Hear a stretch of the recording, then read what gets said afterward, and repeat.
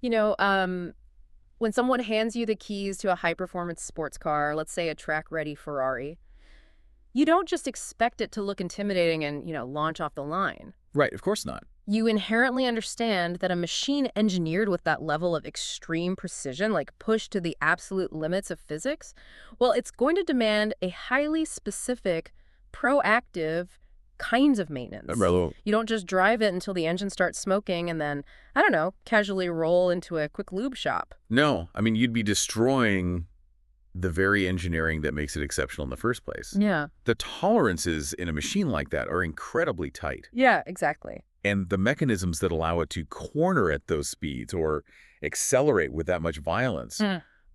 they are the exact same mechanisms that make it so sensitive under the hood. That makes perfect sense. You monitor those systems obsessively because high performance and high vulnerability are, well, they're two sides of the exact same coin. And that concept right there, that high performance demands high awareness, is really the entire framework for this deep dive today. It's a great way to look at it. Yeah, and we're pulling from this massive stack of research and clinical data compiled by the Doberman Health Academy. Our mission today is to unpack the genetic blueprint of the Doberman Pinscher. Which is fascinating. Right. We are looking at a breed famous for its legendary intelligence, its intense working drive, and just sheer physical athleticism. But we're focusing heavily on a core philosophy drawn straight from the sources, which is risk is not destiny. And that is a fundamental shift in perspective for anyone owning or studying this breed, or any breed, really. Totally. Because the genetic sequence that builds that incredible drive and capability, well, it carries with it an elevated predisposition to very specific health vulnerabilities. But, predisposition is the operative word there. Doesn't mean it's a guarantee. Exactly. It's a biological tendency. It just means a condition warrants your proactive awareness rather than, living in fear of a ticking clock. Right, because if you just read through a raw list of veterinary predispositions for any large breed, it can feel like a depressing inevitability. Oh, it really can. But the clinical data shows that an owner who treats their veterinarian as an active partner, rather than just an emergency room, actually alters the dog's health trajectory. Yeah, we have to move past the whole wait-and-see mindset.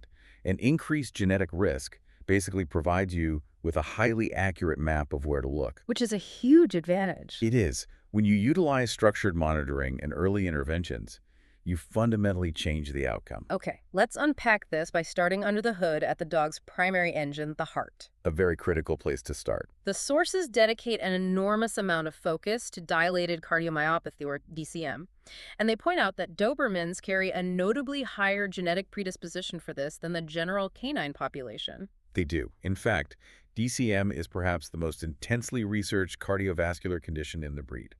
To understand the mechanics of it, we really have to look at the myocardium, the heart muscle itself. Okay, the actual muscle tissue. Right. So in a dog developing DCM, the walls of the heart, specifically the left ventricle, which is the main pumping chamber, well, they undergo a structural degradation. Oh, wow. Yeah, the muscle fibers weaken. And as a result, the chamber itself physically dilates. It just stretches out. I was trying to picture this mechanically while reading the sources. It's like if you think of the heart muscle like a thick, heavy-duty latex balloon. Okay, I like that visual. Like when it's new, you can blow it up and it aggressively snaps back to push the air out. But if you inflate and deflate that balloon 100,000 times, the latex just loses its elasticity. It gives out. Yeah, it stays stretched and flabby, so the blood is still pouring in, but the chamber doesn't have the snap to pump it out into the body with any real pressure. That is a highly accurate way to visualize the loss of contractility. The heart is expanding, but the ejection fraction, which is the percentage of blood actively pushed out with each beat, it plummets. But this brings up a massive assumption that I know people make because, well, it's just human nature. What's that? Like if I look out in my backyard and my dog is sprinting after a frisbee, tearing up the grass, acting like a total puppy, I'm going to assume their heart is working perfectly. A failing heart means a tired dog, right? And what's fascinating here is that is the most dangerous illusion of DCM. Wait, really? Yes. The body's biological drive to survive is incredible. A Doberman's autonomic nervous system will heavily compensate for that failing muscle. How so? It will constrict blood vessels and ramp up adrenaline to keep the blood pressure stable, entirely masking the deficit. So in the early occult stages of DCM, a dog can have a heart that is structurally failing, while producing absolutely zero outward symptoms. That's terrifying. They are essentially redlining the rest of their body just to hide the fact that the engine is failing. Exactly. And by the time that compensation mechanism finally breaks down and you actually see clinical Like signs, what kind of signs? it might be a subtle reluctance to exercise, maybe a soft cough or an elevated breathing rate while they're sleeping.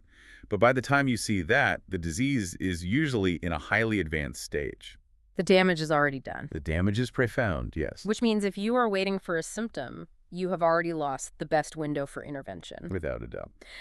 The sources stress that proactive screening is non-negotiable. And for an audience that already understands the basics of vet care, we need to talk about what the cardiologist is actually looking for. Right, it's not just a standard checkup. No, it's not just a quick listen with a stethoscope.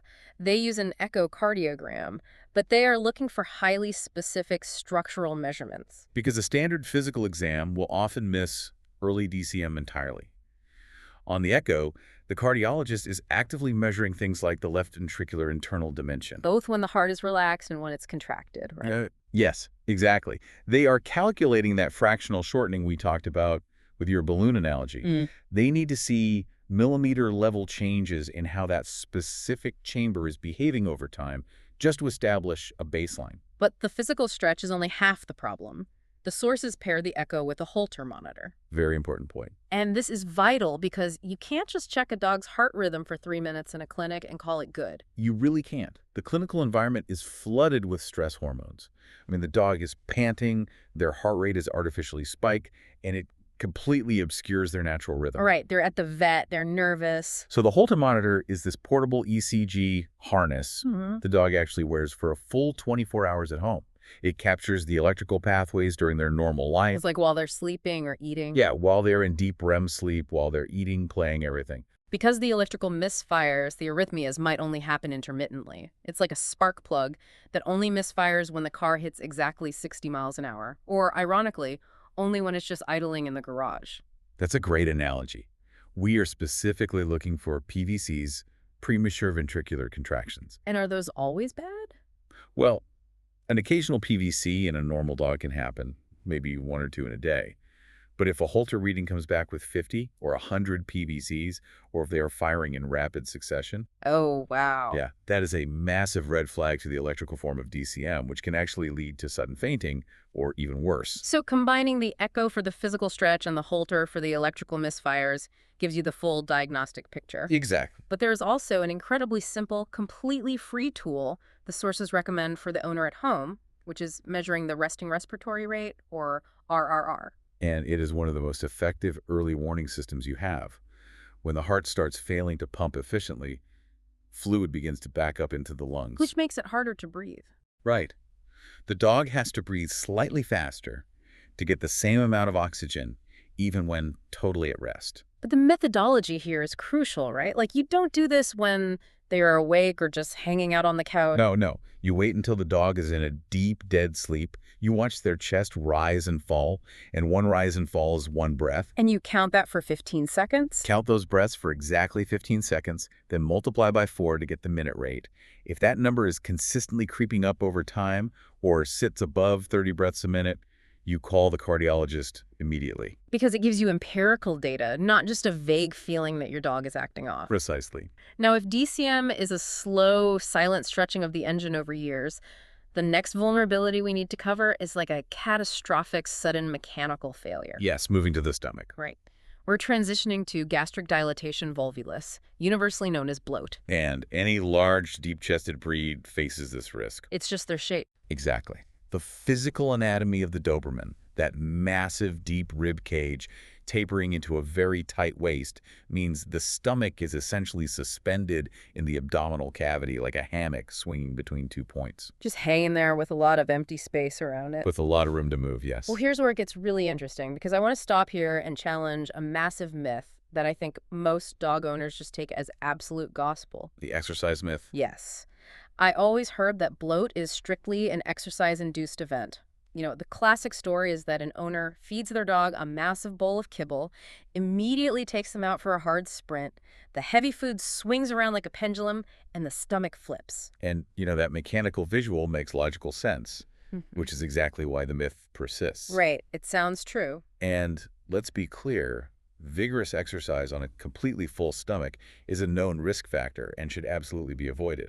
But the clinical reality is far more complex. Also, A massive percentage of bloat cases happen in the middle of the night while the dog is totally at rest, hours and hours after their last meal. wait, really? If it's not the physical swinging of a heavy stomach from running, what is actually triggering it? Is it the type of food or, I don't know, the amount of water? The veterinary community is still piecing together the exact cascade of triggers, to be honest. Right. It involves aerophagia, which is the dog swallowing excessive amounts of air. Like from panting or gulping water too fast? Exactly, often from stress or fast eating.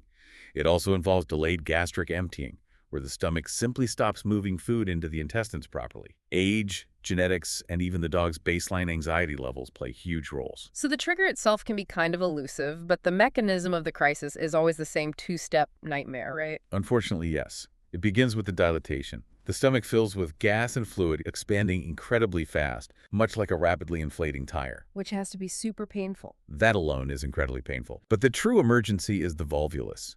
The expanded stomach actually rotates on its axis. It twists, essentially tying off both ends of the hammock. It seals off the esophagus so the dog cannot vomit, and it seals off the duodenum so gas cannot pass into the intestines. So it's a completely sealed pressure cooker. Yes, but the fatal blow is what that twist does to the cardiovascular system. The bloated, rotated stomach presses directly against the caudal vena cava. Which is what? That's the massive vein returning blood from the lower half of the body back to the heart. Oh, wow. It physically crushes the vein. It does. So it's not just a gastrointestinal issue, it immediately becomes cardiovascular shock. The blood literally cannot get back to the heart to be pumped.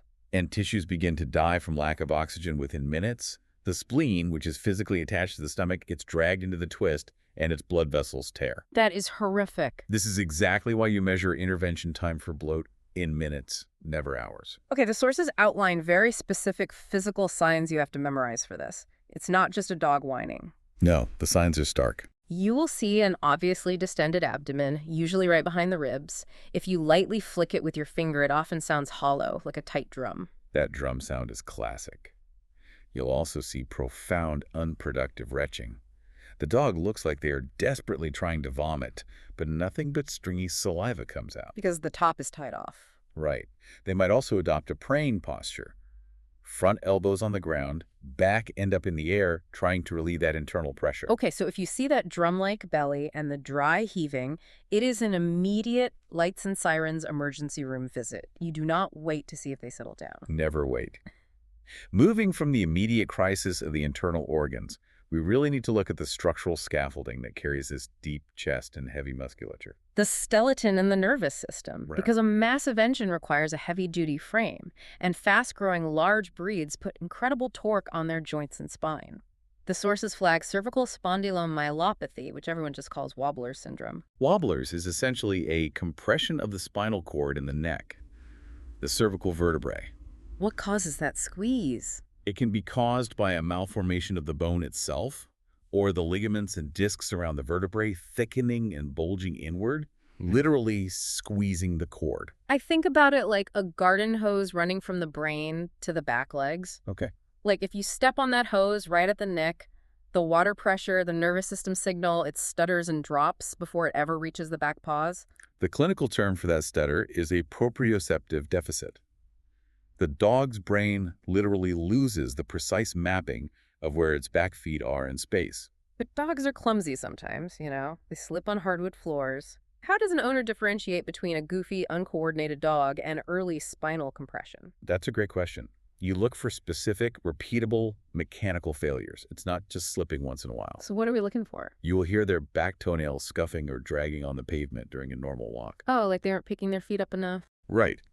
You might see them knuckle over, meaning they place the top of their paw on the ground instead of the pads, and they're slow to correct it. Yeah. Or they might hesitate to lower their head to a food bowl because flexing the neck exacerbates that compression. Because hurts or pinches, so it's a failure of the signal, not just a lack of grace. Exactly.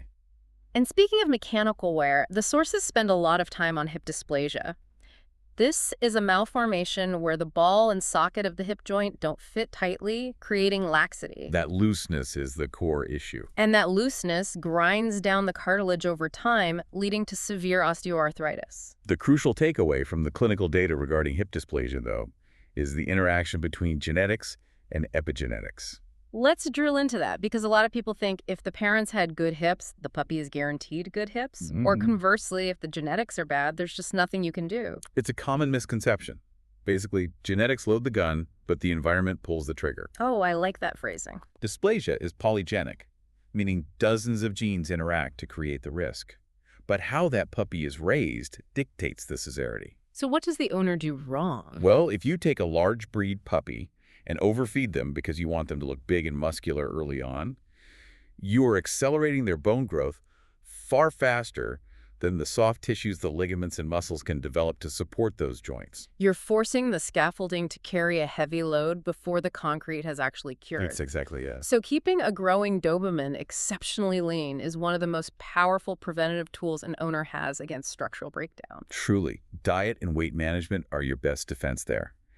Now, we need to shift from the structural frame and the internal engine to the systemic regulators. The fuel lines and the hormones that govern the entire biological machine. Right. The sources highlight three main systemic issues: von Willebrand disease, hypothyroidism, and cancer.